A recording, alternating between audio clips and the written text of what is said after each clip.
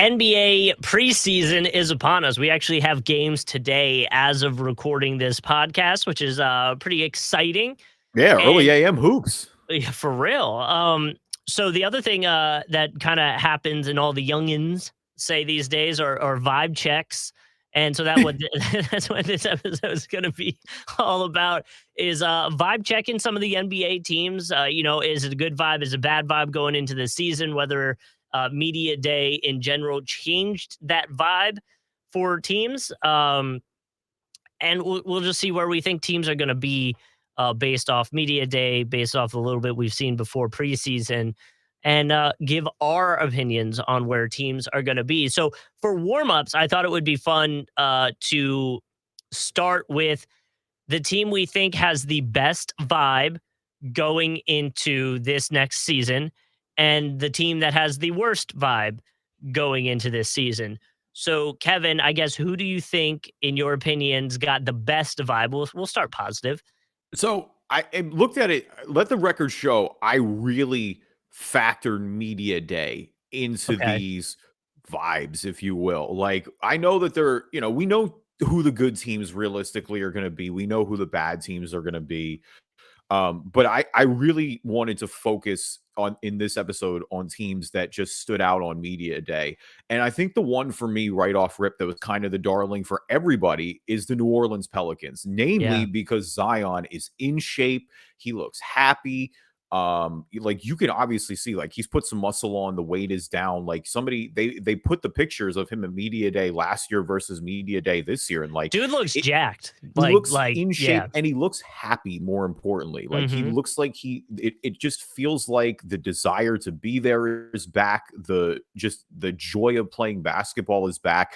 And I mean, obviously, like that puts everybody on alert if Zion is, what we've been talking about, it's obviously such a limited sample size with Zion. It is a big year in that regard. But I mean, if you're buying the stock, this is exactly what you want to see right now from the kid. Because he's been great when he's played. All the tools are there. No one's doubting that. And hopefully we can get back to talking about him on the basketball court this season.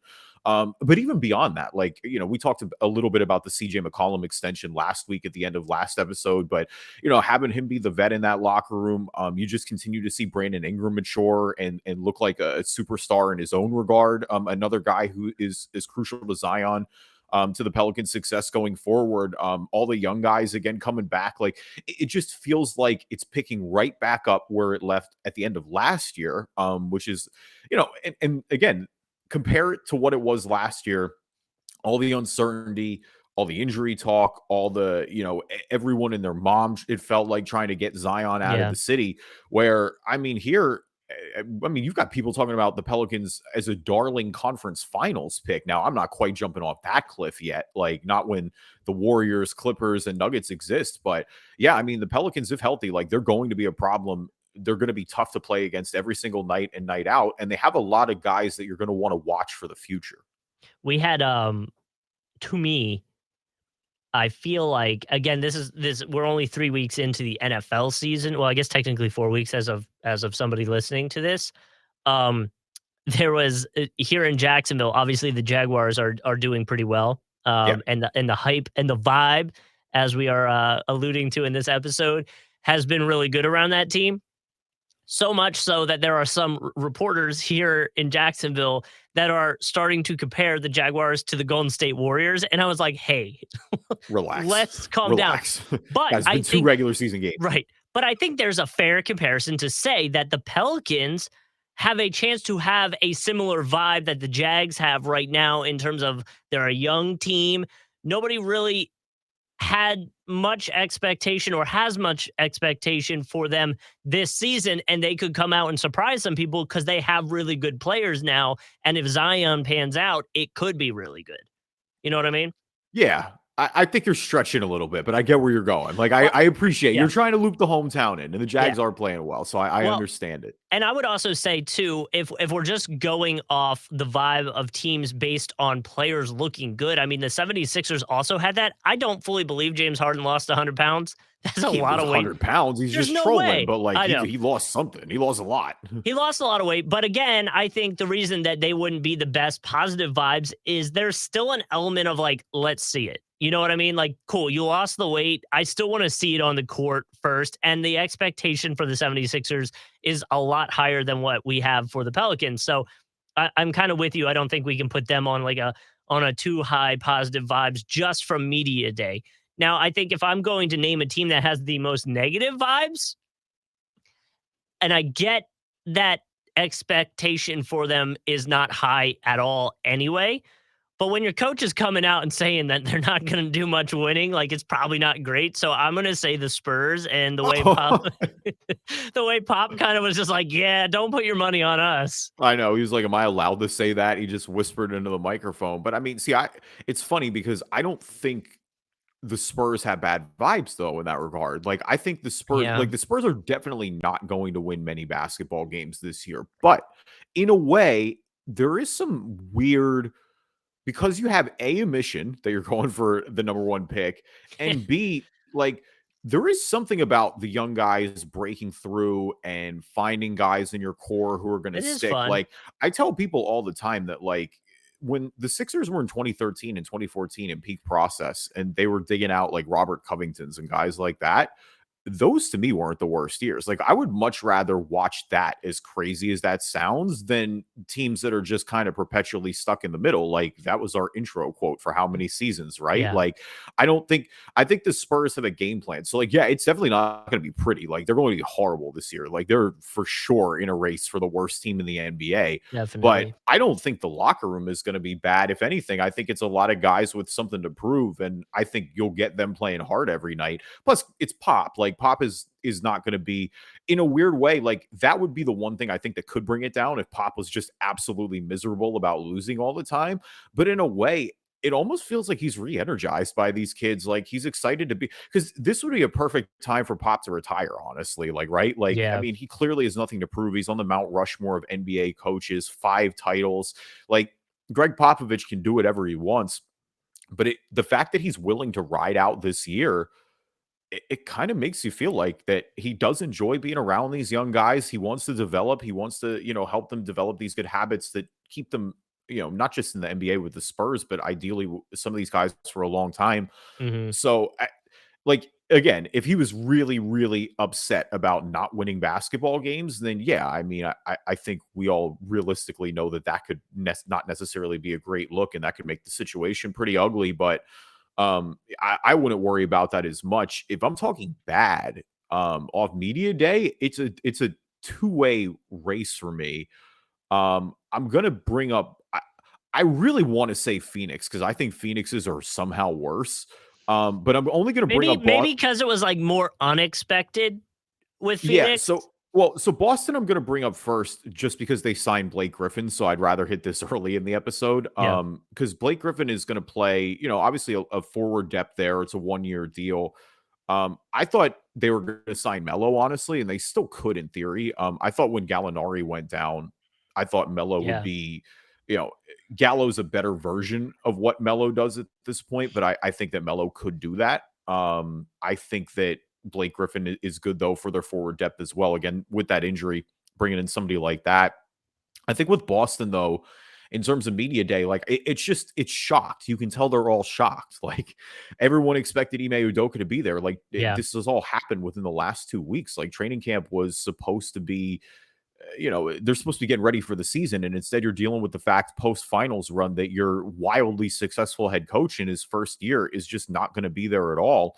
And it's good that they've got an assistant in place. But yeah, I think you could definitely, and more as well, because people just don't know everything that's happened. Like we've got a little bit of an update from it was what the independent police report that they hired that said he had Yeah. used some crude language, but we don't like a full report still hasn't been released Well, on this. So and what's interesting too is, I think this statement that really stuck out to me, and we talked about this last episode, and obviously, if you want to go deeper into that, you can go check out that episode. But was the fact that they said like his future is up in the air after this year. Like we'll see where it is. yeah.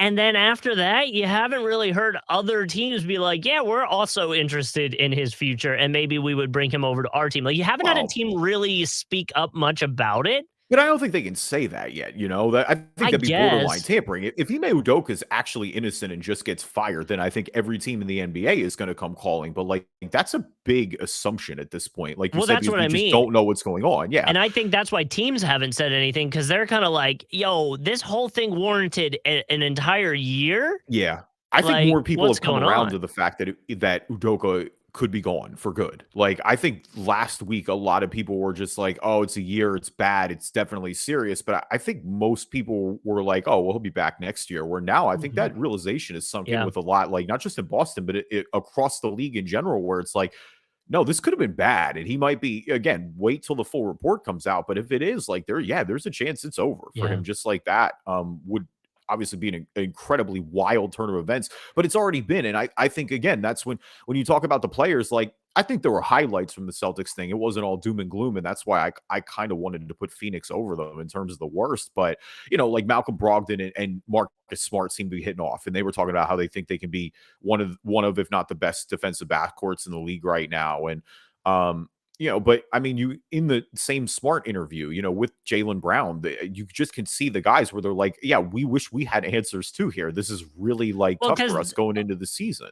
because apparently they found out through social media like Right. everybody else. That seems a little not great. Like you kind of want to inform your players that something big's happening. And I get it, like depending on how things go, it's independent investigation. So like maybe, I don't know, maybe you couldn't, but it still seems like maybe they should have found out before the internet found out. It's gonna loom, like, no matter what, it's for Hmm. sure gonna be looming until it gets resolved. Now, when it gets resolved, we'll go from there, but at least early on for a couple months. Obviously, the other thing too is the Rob Williams injury, which again, go back to last episode, we talked about that a little more.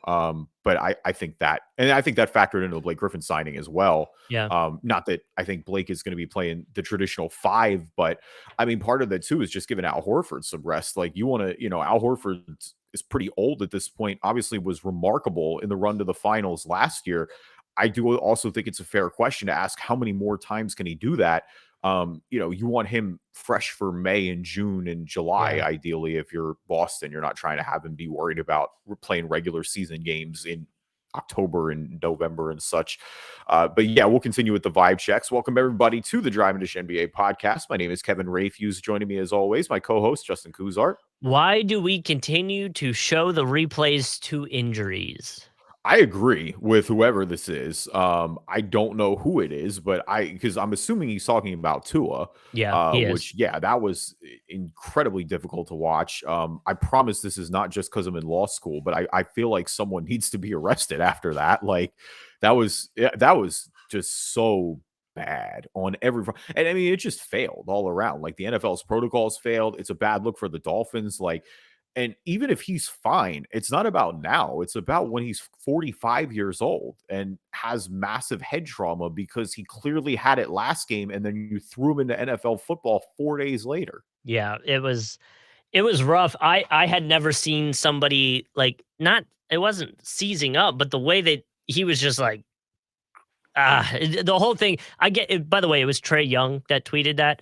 Yeah. Um and yeah, it's not a good look, Well, I mean, they should, especially and for just in general, like with some of the NBA injuries, yeah, I some of the more think devastating ones, Sean Livingston, think Paul George in the Team USA scrimmage. I think there's a element of I don't know if the word's curiosity.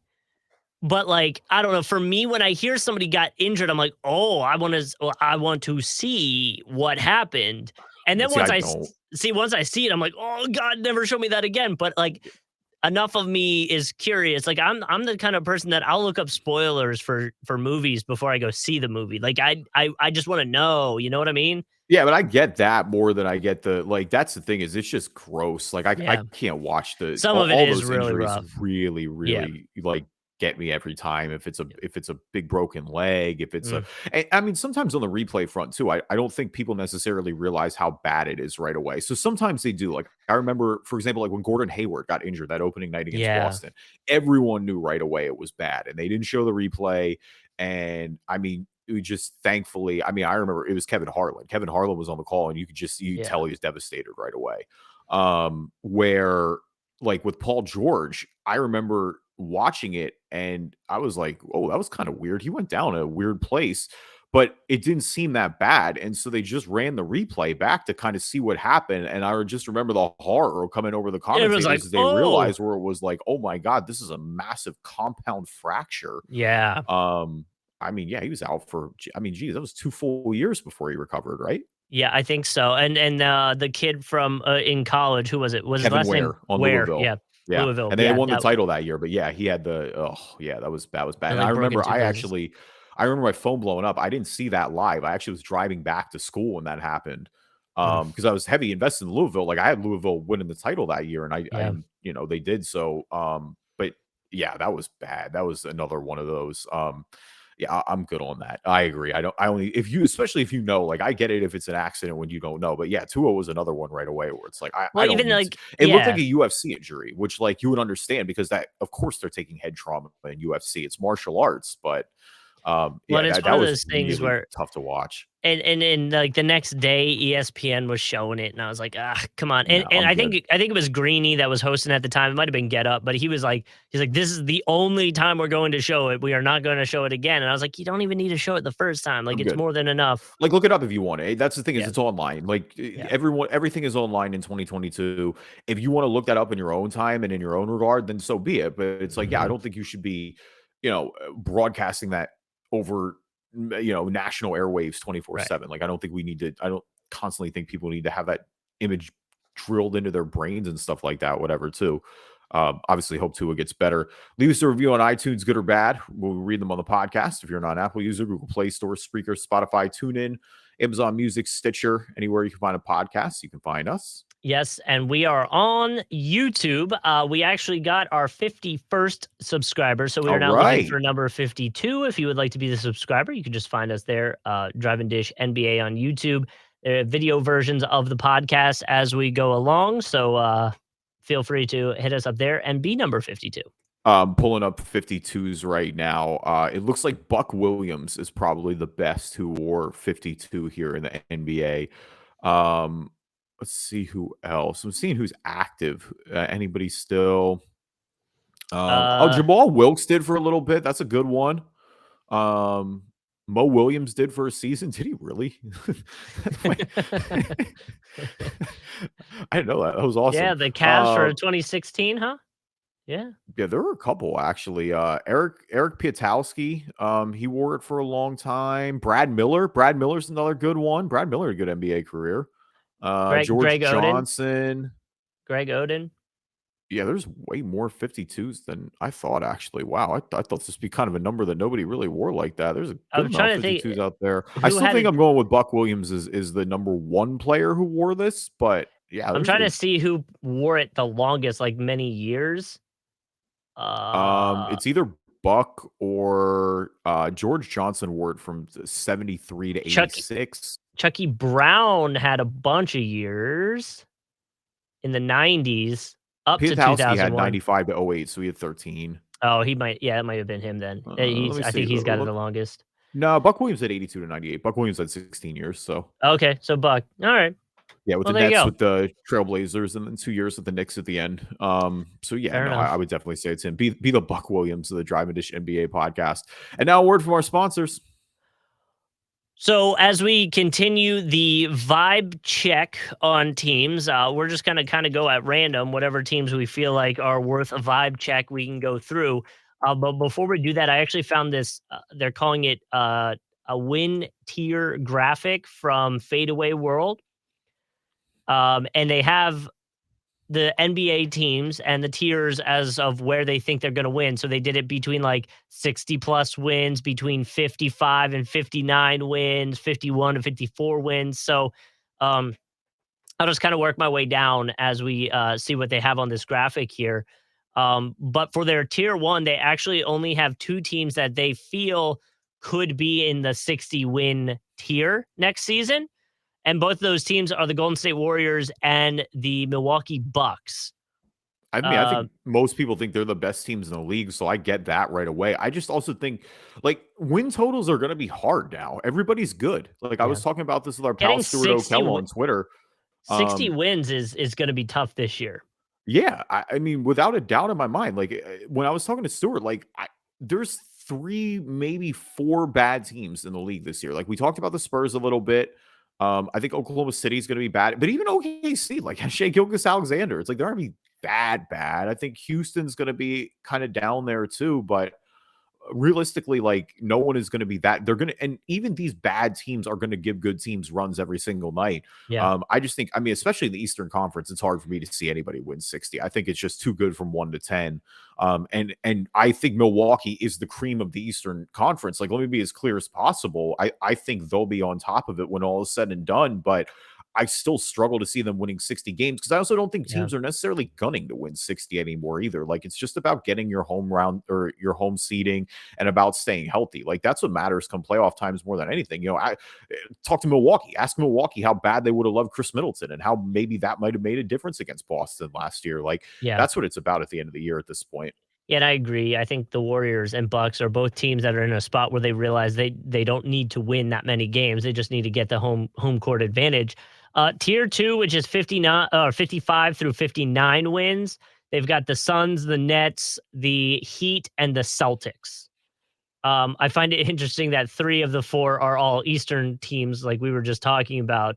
The Suns, obviously the only Western team, which we already talked about from a vibe check standpoint.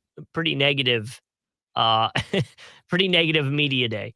Yeah, the Suns just, it doesn't feel like they learned anything. That's my problem. Is like the Suns got the doors blown off them by Dallas. That is one of the most inexplicable, inexcusable playoff losses I have ever seen. It should have jarred every Phoenix fan to their core that they got blown out that bad on their home floor. Like, it didn't look like an NBA game. Like, Yeah. I can't think of that. The last time I remember a team being down 40 was when the Sixers were doing the process. Like, it's one of those Yeah. type losses. It's like, you didn't think this could happen in NBA games. And I mean, to me, yeah, like, and I know, again, a lot's happened with Robert Sarver. So I think that for sure was factoring in as well. But yeah, I think the vibe around Phoenix is cratered. I mean, first off, you got Jay Crowder now out the door, apparently. We'll see where he ends up. But Yeah. that's somebody, you know, with the FJ Crowder shirts, like he was kind of a guy they rallied around, a guy who has clearly won a lot of playoff games in recent years. Certainly going to get, you know, bids from a number of contenders, but you know, I think with him out the door, that's unresolved. The Deandre Ayton situation, even with him getting paid, I think feels really awkward. You know, he said he and Monty Williams didn't talk over the summer, and you know, look, Monty says they'll get through it, and it's not going to be a big deal. But yeah, I would think it's a problem when Ayton got benched and basically was on his way almost out the door. You know, thankfully, again, it got done, and I think it's fixable. But it's for sure awkward right now. Like Chris Paul himself in the interview said they didn't learn anything from game 7. What do you mean you didn't learn anything from game 7? You should have learned everything from game 7 Yeah. after you got punked like that. Could there be a level of of him trying to like jolt the team into by saying that, like scare him No, they into should be locking it in? they shouldn't need motivation to get Right. locked in. They got absolutely embarrassed after winning 64 games by a team that they should have beat. Like that's to me is the unforgivable part is that Phoenix team, like no disrespect to Luka and Dallas, like those boys balled and they brought it against the Warriors. And I think they're going to be great again this year. But with the way that Phoenix should have won that series, like they Yeah. should have absolutely been playing the Warriors. And at that point, you lose the Warriors in the conference finals. I think it's a completely different story. Yeah. But yeah, it's an unforgivable loss for Phoenix. The fact that, you know, if you're going to run it back, you have to have faith that, you know, they kind of, because that's the loss that mentally, you know, rattles you to your core. There are a lot of teams don't recover from that necessarily. Like, I Right. think, you know, the ultimate recovery recently was the Spurs in 2014, right? Like after the way that they lost that game 6, Ray Allen making an all-time shot when it was literally right there and the ropes were on the floor, and then to lose that game 7, you know, they came back next year and won the title. Obviously, one of the just all-time mental toughness stories that you can see in the NBA. Not every team is built like that.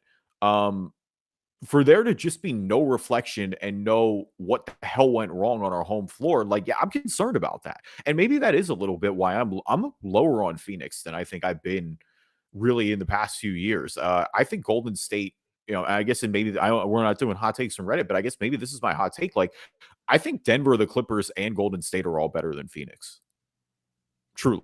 Like, I would take them all in a playoff series right now. I don't like what I've seen out of this team. Memphis too? No, I'm not taking Memphis yet. Okay. Okay. Denver Clippers, and the Warriors. I can get on board with you, the Warriors and possibly the Clippers, because I'm pretty high on the Clippers right now. But I still think the Suns, I mean, talent wise, they've got it. I just motivation wise is what worries That's me what a I little mean. I'm bit. worried about the motivation. That's the stuff you can't replace. On the other Yeah. hand, you just mentioned the Clippers. I think the Clippers vibes are high. I think it was great Oh to yeah. have Kawhi back. It was great to see him healthy. He looked happy. He was saying last year that look, if they had made it to the finals, which again would have been an all time run with. And I know Paul George came back, but it's like if them in their depth could have done that, then Kawhi said he could have played. But I think that's what everybody's high on them, right? It's like, look what they just did. I mean, they're incredibly well coached by Ty Lue, who I'm high on. I think he's one of the best in the league. Hmm. Um, but look at what their depth was able to do last year, be competitive. You get Paul George back, ideally healthy. Now you get Kawhi Leonard back. Like, it doesn't feel like they know there's expectations, but it doesn't feel like they're feeling them that much. And I think more importantly, like it's just good to see Kawhi healthy and animated. Like that was, he was happy to be there. He was ready to be back with the guys. Like he talked about, how he wished he could have played last year. I think they're, just unfortunately because the way the San Antonio tenure ended, I think there were always going to kind of be those weird questions around Kawhi. And I think that they look ready to play. I agree. I think it helps that maybe I know from our standpoint, right? We have high expectations for the Clippers, but does a national average casual NBA fan feel like there are expectations for them? And that's what I'm Yeah. trying to wonder. Yeah, I think 100% they do. I think if anything, a lot of the casuals have probably prematurely jumped them over the Warriors, assuming health. I don't think everyone's gotten to that point yet, but I think there are some that have started to jump them over the Warriors. Now, again, because of health, it has to be a guarantee, but I'm also just not Yeah. going to disrespect the champs like that. Like, look, the Warriors clearly don't have anything to prove and potentially are only getting better. You want to talk about a vibe check. They're playing in Japan right now. But look at how Wiseman, again, talked a little bit about him last week, but it's like he looks healthy. He looks happy to be playing real NBA basketball. And I mean, he brought up the point that I didn't even think about. These are his first games with actual fans in the crowd. Like his rookie season was Yeah. during COVID. How wild is Um, that? yeah, so it's wild to think about again with that's always why you were higher on them, right? Because it was the mix of talent that you thought could get better. Like Jonathan Kuminga is another guy that you really think could improve next year. And obviously the core of Mhm. themselves between Clay and Steph and Dre have nothing to prove. But yeah, I mean, you a couple guys have left from the championship squad, but you've got Iguodala back. You've got Kevon Looney back as well. So look, I think that there are a lot of reasons to be high and be high on their chances to run it back. Like I think, the as long as that core is there, it's never going to be bad necessarily. But that's why we give the Warriors a lot of credit, right? Like they've done a really good job of supplementing this roster and allowing it to age gracefully, but still compete. Yeah, they are surprisingly on that tier, by the way, that we were kind of referencing. Warriors were higher, but the Clippers were on the same tier, the next below that we were kind of working our way towards between the 51 and 54 wins. They're on there with the 76ers, the Nuggets, and the Grizzlies. But the Heat are in the tier two, which we were just talking about. And I think they had a decently positive vibe check media day. Jimmy Butler just trolling the internet with his new hairstyle. Like, I think they I don't know what that is, man. I don't know what but I would say like Jimmy. I mean, the Heat they're kind of middle ground. Like they're positive vibes, but there really wasn't anything negative. But there's expectations, so we're kind of they're kind of in the middle for me. I thought they were somewhere in the I thought they were more good than bad, but I'm Yeah, kind of with you in the sense that they're more in the middle. I think they had moments that were kind of funny. Like Max Strus talked about what did he work on this offseason? He really wanted to stay in bounds. Um, there was a couple others. I'm trying to like Hero. Obviously, it felt like he was very relaxed. Quite right. the subject of a number of trade rumors this offseason. So I think he's just kind of ready to lock in and have a bit of a bigger role. I also think there are some in terms of replacement. That I think for sure they talked about missing PJ Tucker in particular. We called him a Um, traitor. well, yeah, I mean, Look, I get it. Yeah, It's yeah. but yeah, look, the Sixers opened. The Sixers said we're paying for your services. They're like, yeah, you are going to betray them. We're opening up the checkbook the way that Yeah, Miami's not listen, going to. They probably we overpaid a little bit for his services. well, I mean, we knew that was gonna happen. Joel Jimmy said he or wanted it. They were Joel paying. literally came out and said he wanted him, so of course they're gonna overpay. So, Give Harden his credit too, and I think Harden taking less money. That I think is why the vibe around the Sixers is so high. It's because Harden is definitely in improvement mode, but he's done everything possible to get people to believe that he's going to this year. He yeah. does. He looks in shape. All the reports around him are that he's eating the best he has in a while. The hamstring feels great, and more importantly, not taking max money. Like Mhm. that is the bigger thing like that, allowing them to bring in PJ Tucker, allowing them to bring in Daniel House, like get the desperately needed reinforcements. Cause that's the thing too. I've said this till I'm blue in the face. Like it was as much about depth last year as it was about Harden in terms of the Sixers. And I think, that's the reason too why you're a little higher on it.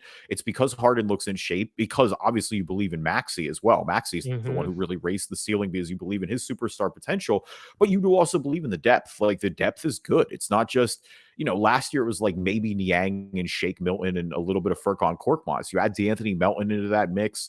Paul Reed, again, I think is a guy who I'm still pretty high on.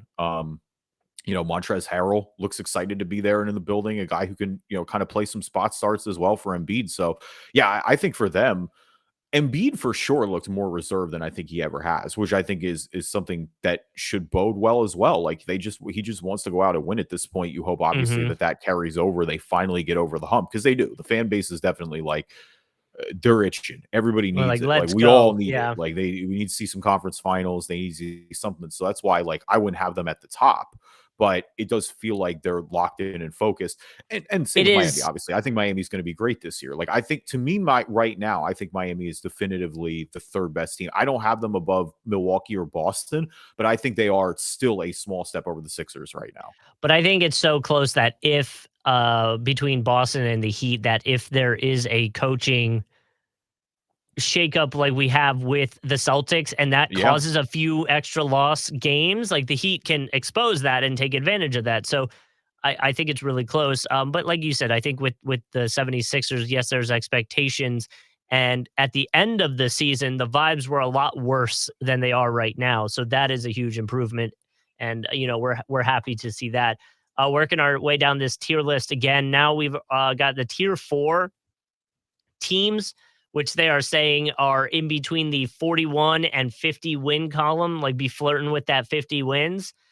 They've got the Timberwolves, they've got the Mavericks, the Cavs, the Hawks, Washington, which I found interesting, Toronto, and the Bulls. I feel like for the most part, all of these teams, in terms of vibes, have positive vibes, especially the first three we said, the Timberwolves, the Mavericks, and the Cavs.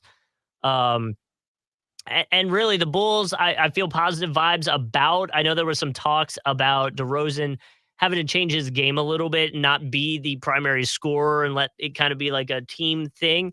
But even so, I still feel positive about it. I know the injury with Ball, like there is that looming over the team, but I still feel like for most of these guys, it's positive. Oh, see, I'm sad. I'm the exact opposite with Chicago. I think Chicago had bad vibes, and it's all because of Lonzo. Like, yeah, it Yeah. really like, dude, Lonzo Ball said he can't walk upstairs right now without it hurting. Like, let alone Yeah. play NBA basketball. And Well, I know they're confident that this procedure will get it right, but I felt bad for Lonzo as just a human being at that yeah. point. Like, it was really tough to see. Well, Like, he's been going through it trying to get this knee right, and the fact that it's affecting his daily life on a day to day basis, like that to me, it's more of like I didn't feel the way it's a different kind of bad because it's a yeah. sympathy bad. You know what I mean? Well, and Like that's what that's I mean where is for the most part, for like from like a team aspect going into the NBA season aspect, we knew he wasn't going to be there. So from like that side of the vibe, it's kind of where we expected. Yes, from like him personal and what he's going through, that is more of a sad vibe, like oh man, I feel for you, you know? yeah, I think that's really difficult and disappointing. And I think to an extent, I think most Chicago fans know that limits their ceiling a little bit Yeah. in a Yeah. really, really incredible East the way that we've been talking about.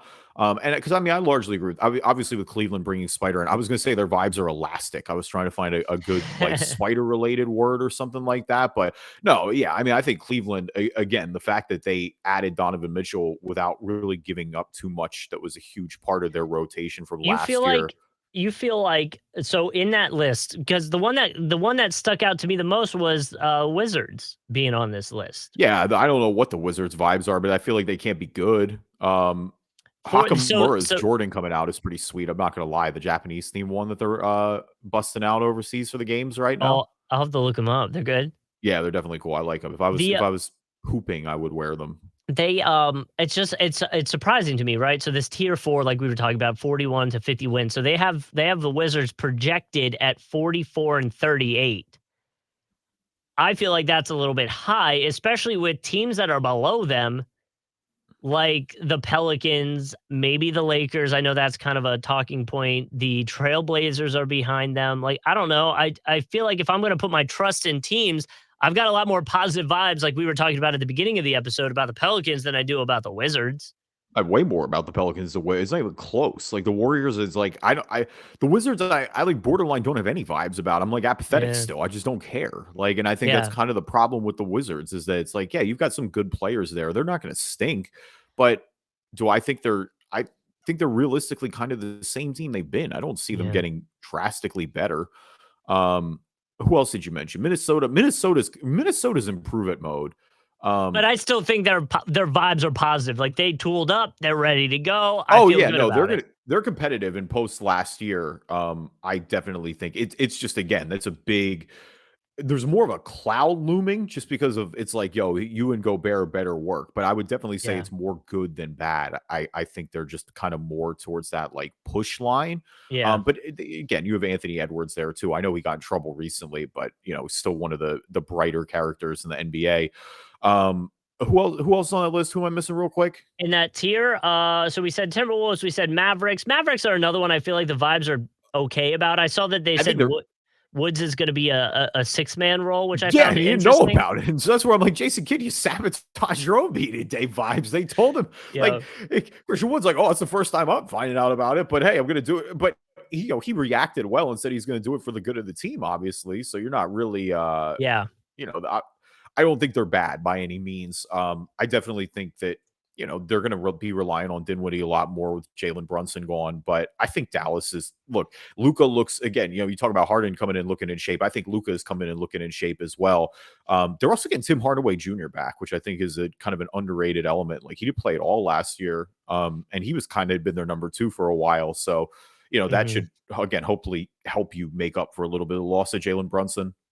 Yep. The other teams on this, Hawks, I feel like they're kind of improvement mode as well. I think it's safe to say they kind of underperformed the last year. Um, Definitely. so I feel like the vibes are fine around them. Like it's not positive, but it's not negative. We're just kind of like, let's I see see, I you think they're guys. going in the right direction. I think it's getting better. I think Murray and Young have Yeah. really Oh yeah, started to yeah, click.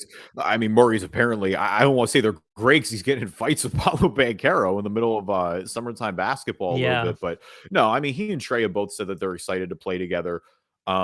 You've got, they were all going out for John Collins' birthday. I saw the other night. Yeah, there was a little bit of disappointment last year given the fact that you make the Eastern Conference Finals. Um, but I think that I think them picking up Murray is a big boost to them. I think it kind of gets them going in the right direction. So the next team I do want to talk about, because I feel like the vibes about them in general has been negative since like the beginning. Maybe not the beginning, the middle of last season is the Lakers.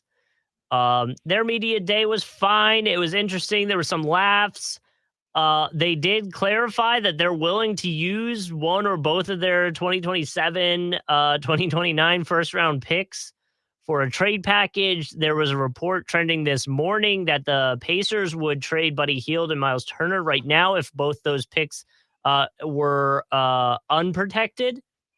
So maybe we'll see, but I still feel like the vibes are mostly negative for the Lakers in terms of I don't think anybody thinks it's actually going to work with the given team we have right now.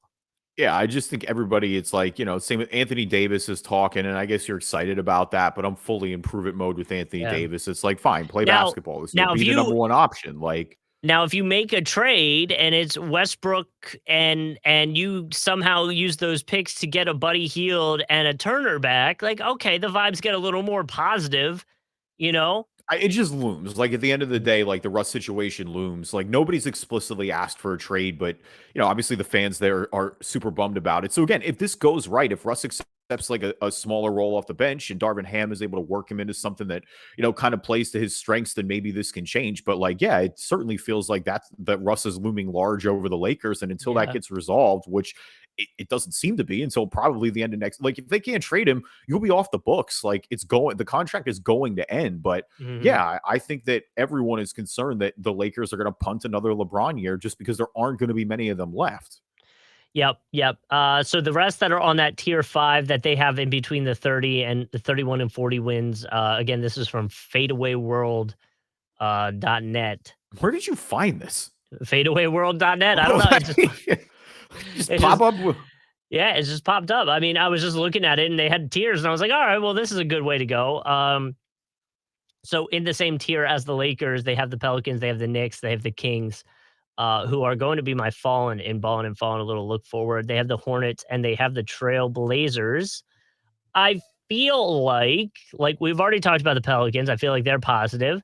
I feel like the Trailblazers are a little positive in the aspect of like they have Dame coming back and he's going to play, so we're feeling They're good gonna about have. that. He's gonna pass Clyde Drexler realistically too around November or like early December too to be the number one all-time scorer in Trailblazers franchise history too. So like that'll be pretty cool. Like that's the Yeah. thing. There is something to be said because I mean I think we and other people have been a little frustrated with the Blazers in the sense that it just feels like they've tried to hold on to this team so long and Yep. that you almost want to see them just go out and compete and try to retool a little bit here and make another run at a team that we think could win a title. But this is, on the other hand, it is really cool when you get to see moments like this with Damian Lillard, who has spent obviously his whole career with the Portland Trailblazers franchise means, I mean, arguably more than anybody ever. I mean, the fact that, it's him and Clyde, like him and Clyde, and I get to an extent, Bill Walton. I mean, Bill Walton, unfortunately, a lot more injuries there too. Yeah. Yeah. Yeah. But yeah, when you think about Portland Trailblazers basketball, like these are the guys you think about.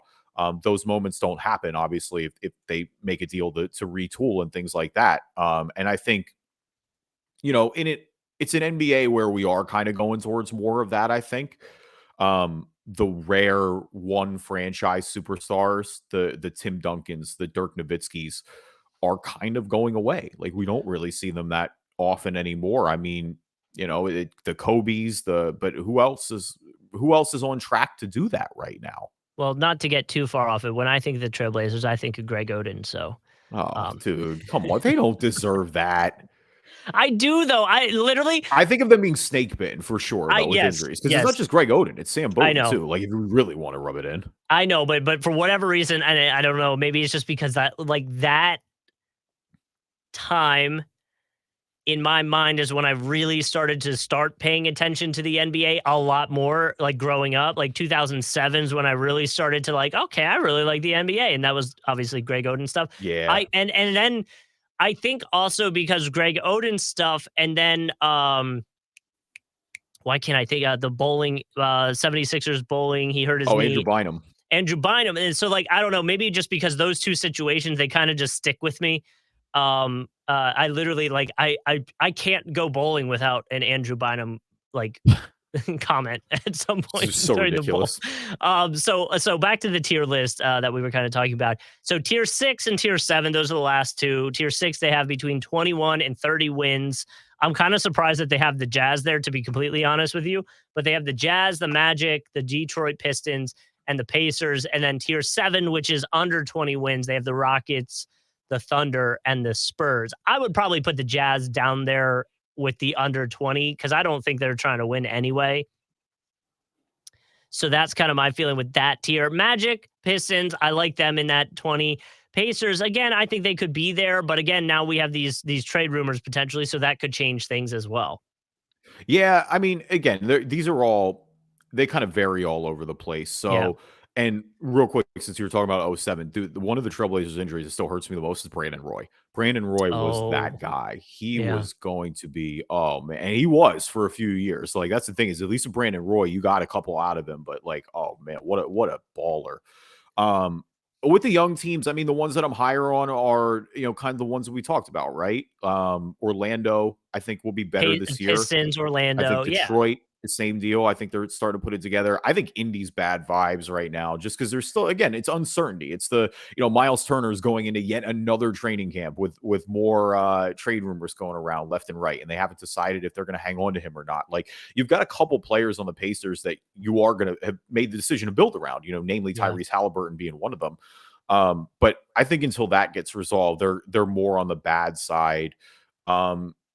Again, Utah and San Antonio, and they're all Rockets, tough to OKC. place. Yeah. Yeah, see, the Rockets are in OKC. OKC is more middle just because Chet is out. I do think that's a bummer. I think they'd have been honestly in the high vibes because you start to see them get See, put together. But even then, you that's still why have I would put it SGA. at but that's why I would put it at negative vibes is like you had a bad season last season so that this season could be the first season of like let's see it and Right. now we're not going to, so like that Yep. puts it as a negative. I get it, there's still a good core of guys there that you can see the development for, but you're not going to get your main guy who is Well, your number 2 pick, like you're not going to see that.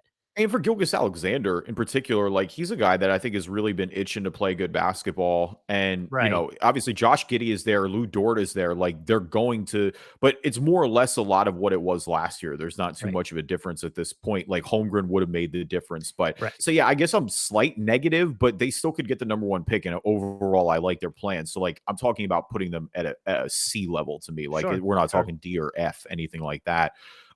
Houston's in that Orlando and Detroit's here to me. I don't think they're going to be very good, but I think they've got a bunch of players that they should be excited about and ready to build around. And so I think they're going to be fun in that regard. But even Um, so, I would say from a teams out of those teams, right? Out of those 3 teams specifically, Pistons, Magic, Rockets, I feel the least excited about the Rockets. I agree with that. I think their core is less defined, but I think that they're in that same boat. Like I think Sure. Houston has something, But and I like think they're building they're it. like the back of the boat where the other 2 are the front of the boat. You Yeah, know what I I'm mean? just way higher. So, like, Detroit has Cade Cunningham. I'm really Yeah. high on Cade Cunningham. I think he's a superstar in the making. Orlando, we'll see how Banchero looks, but even Franz, too. Like, Franz was cooking at Eurobasket, Yeah. and I think they have a lot more guys. Houston, for sure, has guys that I'm excited to see Jabari Smith play. I think Sure. Şengün is really good. I'm excited for year 2 of Jalen Green. Like, there are reasons to watch the Rockets. Yeah, to your point, I don't think it's And quite as filled out. Like I think they're going to be kind of more around that one pick with OKC and San And Antonio from and like Utah. maybe this is just an observation I've had, but from like a national hype narrative, I feel like I don't hear like I haven't heard anybody talk about the Rockets in a while. It Well, there feels like, shouldn't be because I don't think yeah, anybody should be but nationally hyping any of these teams. They're not but going to be I'm winning a lot of games here.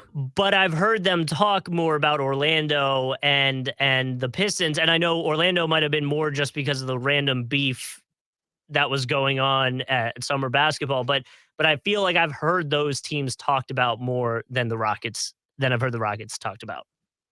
Yeah, I think that that's fair. Mhm. I mean, Orlando getting the number one pick helps too with Banchero. Right, he's the number Uh, 1 pick, they're gonna talk about him, of course. Um, but yeah, I think they're getting more. Who else haven't we? I mean, we hit almost everybody We here. got them I'm all, trying to yeah. think last minute who I didn't miss. Maybe Toronto, yeah, Toronto Toronto. always has good vibes. Like What I'm about always what putting about them on that side. what about the Hornets? Good, I think bad, the Hornets have medium? terrible vibes. I think the Yeah, Hornets are all bad right now because I think the Miles Bridges situation looms. I think yep, that's a big loss for them. Him and Melo were building a ton of chemistry, and I think that that's gone. I don't know. It feels like they're going to drop out of the play in this year, so I don't think that's as good. The Knicks are okay. I mean, I think there are a lot of people who are upset about them missing out on Donovan Mitchell. I again maintain that I don't think that was the wrong decision yeah, necessarily. yeah, RJ Barrett also got paid, so I think there's a reason to be excited about that. And I don't think the Knicks gave out like some of these guys on the Knicks are overpaid for sure, but they're all very flexible contracts, and so I think that helps a lot as well. yeah. Yeah, Toronto, like I said, Toronto's vibes are always good. It feels like they're just a quality organization. And for the Kings, my vibe, I'm gonna say they're negative vibes, but my negative vibes reason is my fallen. So we'll like foreshadow that a All right, little we'll bit. get into that in a sec because I completely disagree. I mean, I said it on the past couple of episodes. Like, I think the Kings have a real shot to make the play in Sure, here. sure. I think that they get back into the play in for a team that has made the playoffs since 2002. Like, that would mean everything to them. And I think they finally have the personnel to do it. I think a lot of their look, I don't love trading Hallie. I'm not going to lie, even though I do like Sabonis. But it did resolve that backcourt issue. Like, you could Yeah. finally lock into De'Aaron Fox and Davion Mitchell. You got Keegan Murray, who's a guy who I'm really high on as well. So I'm leaning good for them, but I'm interested to see hear your who's balling, who's falling. That's actually, so we're going to end the show with that today. Because we've been obviously going for a little bit now, but we of course are going to sneak in some who's balling, who's falling, our NBA version of the stock market. We always like to start with the good before the bad. And so for balling for me this week, I got Joel Embiid. Why, you ask? Not because I'm a homer, because he's Oh, an come American on. citizen. No, it's because he's an American citizen. He got sworn in officially. Yep. He mentioned that at media day. He's previously, I mean, I knew he grew up in Cameroon. I don't know if he was a citizen of France technically, or if he was still had Cameroonian citizenship. But regardless, he talked about it. He said, his son was born here, so obviously that makes his son an American citizen. This is home now. He trusted the process and became a citizen. I think it was the Sixers that posted that, and I was like, of course, they're gonna throw a process joke Hey, in there. look, I don't want to make it. I don't want to make it political, but Pennsylvania's got a big governor's race coming up, and Joel Ooh. should probably register to vote in that.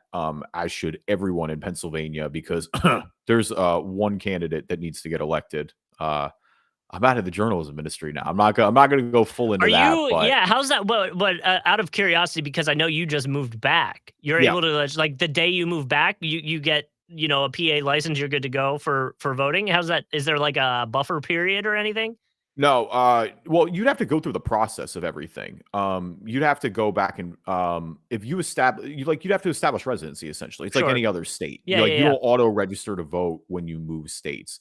Right. But Um, but usually, like when you like, if I remember Florida, when I had to get a new Florida ID, when you're filling out like your address, you can register if you're a yes. Republican, Mhm. Democrat, and then that just kind of sets it up for you as you do that. If I Yeah. remember correctly.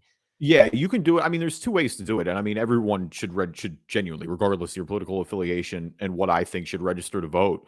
Um, you can usually do it when you transfer states. Yeah. Yeah, like you said, when you go to the DMV and you get a new license, And then, they yeah, will license often give plate, you all the that stuff, option yep. to do it. Mhm. If you don't have the option to do it, there are multiple ways. I mean, either call your supervisor of elections office. So, like when I lived in Orlando, I voted in Orange County. Like Orlando was in Orange County. It was always the Orange County Supervisor of Elections office that had all that info. They give you your voting card. And you're good to You go. go over it. Obviously, every state has different rules. So when I lived in Florida, I am a registered. Actually, I'm here. I'm a registered independent. Um, believe it or not, which I know is hard to Same, believe for actually. some people. Same, actually. So, Um, yeah. but I tend to lean one direction, and I think if you follow me on Oh, Twitter, you probably know you're a what fan? direction that is. You're a Uh, fan of, the band? Harry's got One bang. Hey, Direction? listen, as it was is one of them ones. I'm just saying, like that's still. I keep hearing it on the radio, and I'm not annoyed of it yet. So, Yeah, okay, fair enough, fair enough. but yeah, no, yeah, definitely vote. Wherever you are, Yep. plenty of elections coming up. I mean, down in Florida too, governor's race coming up. Among others, the local elections. I say to people I've all the time, been are the most important ones. I've been getting texts from the candidates left and right, I and it still get them. is I still so get them from annoying. yep, I still get them across the board. I'm like, I "Guys, I can't vote there Can I anymore." put in a thing, be like, "Hey, I'm actually just not gonna vote for the one that texts me the most, so stop texting me." Yeah, actually. Um, But okay, so my ballin, is actually two different things. Forbes put out a thing that the NBA is working with Microsoft to create a buffed up version of NBA League Pass, fewer latency issues, vintage game on demand Thank stats, God. which I'm pretty excited about. I think that could be kind of cool. Yeah, League Pass stinks. Like it's incredible how bad it is. It's to the point where I don't get it. We don't get it anymore. We used to buy League Pass, and I don't Yeah. bother anymore. It's a terrible product. I'm not gonna lie. Now that Thursday Night Football is on Amazon Prime, and I know people have their beef with it, I thoroughly enjoyed watching it on the computer with the stats next to it, where I could watch like how fast the person just ran. Like it was pretty cool having those like Yeah, quick stats on the side. definitely. Um, the other ball in that I wanted to like throw up here was the Warriors Laker game, which is in 17 days as of recording this, October 18th, Tuesday. It set the second most expensive regular season NBA game ticket of all time, according to TickPick on Twitter. If you wanna look up that account, the What, you got average, that ball? You got that as balling? yeah, for them, Oh, the it's balling for average. them. Yeah, we ain't Listen, getting it. it's not balling for us. Well, if you could buy the ticket, you're probably balling. But the average person purchase price is at $897. The only game that was more expensive was Kobe Bryant's last game in 2016, which had an Yeah, average ticket price of $1,137. we don't need a full documentary on it, but I would love to see a 10-minute or 15-minute well-produced documentary on that night, not just about Kobe's last Yeah, game because of the history in general, because you also had the Warriors winning 73 that night. dude, I mean, we could go down a whole rabbit hole with documentary talk in general. Like they already are coming out with a Gabby Petito documentary, and it's like, yo, like that just happened.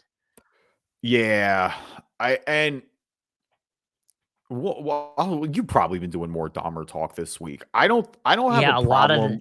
So well, I yeah, don't have a problem with the Dahmer doc, but I think the victim's family should for sure be getting a cut of it. right, that, and it's just like, man, like, Like they shouldn't especially. have to relive that all the time. Well, and on top of it, it's like, I don't know. I feel like when you have an actor playing someone, there's a level of you're like not idolizing, but like you're giving this person more fame than they probably should have because Yeah. they're also like it was horrible. So like I don't know. I go back and forth with it. Now, am I going to watch the Dahmer doc? Yes. So like I'm a hypocrite a Well, little it's a bit. live So action series, isn't it? It's not even a doc. yeah, Evan Peters too. He's just such a good actor, and that's the part that's why I'm like I don't know, man. Like I get it, but I feel weird about it. When you really start thinking about it, I don't know. I just feel it's like, do we really want to? Because I know how messed up people are. What if you start getting people that like want to try to copycat? I don't know. I think people Maybe are I'm going to thinking do that about it. anyway, and that's kind of my Yeah, thing. Like yeah. I don't think like if your takeaway from the Dahmer documentary is that you're idolizing Jeffrey Dahmer, then you probably should be locked away anyway. Right. So, we'll switch over to my fallen, which is the Kings, which is back to basketball. And this is why the Kings are my fallen, and it's negative vibes around the team right now, even though they have positive vibes with the players. So the Seattle Mariners clinched a postseason berth for the first time in 21 years. It did, yeah. So now the longest playoff drought in the big four American leagues now belongs to the Sacramento Kings, who have not been in a postseason for 16 years. So here we are. I think it could end this year. I truly It could. believe that. It Like I could. said, I And what really I think try to there's a. figure out, like, does it count if they get into the play-in tournament? Like, does that I count think as like a it playoff should. thing? So then, yes, they will, because I think they're going to be there. So they will end it this year, and they'll be good. Well, so baseball, it's the Phillies now, which the Phillies could also end which is crazy because the Phillies playoff drought right now is 12 years. They're really They trying won a to not World make Series in it. 2008, They're so it's trying not to like not that. make it. Well, right. They're also historically collapsing as we speak. And of course, the Marlins got one, just a stellar one from Alcantara last night, and the Brewers won 1-0. So I'm like, of course, we can't even get any help. They finally won a game yesterday. And playing the Nationals will help too. So, but I mean, yeah, it's crazy. They basically have to sweep the Nationals because their last series is against Houston. And it's like, well, Houston's actually good. So, Mhm. yeah, I don't even want the Phillies are I don't even want to talk about that. I'll burn that down on another time. This is a basketball podcast, but Volin for me is Josh Primo. It's kind of funny. We more Spurs than a while on this episode, but no, Primo's just gonna miss some time. He's missed most of training camp with that sprained left MCL. He is expected to be back for the season opener, but he's going to miss a lot of the preseason, it looks like. He's 19 years old. He was their number 12 overall pick last year. He's one of the guys that, they're betting on to be a keeper and be a part of this team going forward.